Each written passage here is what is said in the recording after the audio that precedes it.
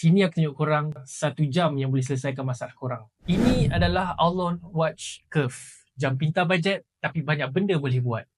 Skrin dia 2.01 inci, melengkung, nampak premium walaupun harga murah. Memang puas hati kalau tengok dia punya display. Boleh terima call, AI voice, baca SMS, semua dari jam. Tak payah capai phone langsung.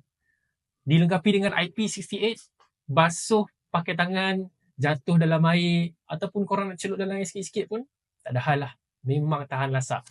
Dial dia boleh tukar ikut mood, boleh set alarm, playback lagu, semua boleh custom, minimal effort, maximum gaya.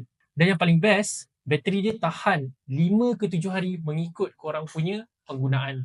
Tak perlu cucuk hari-hari macam jam satu tu.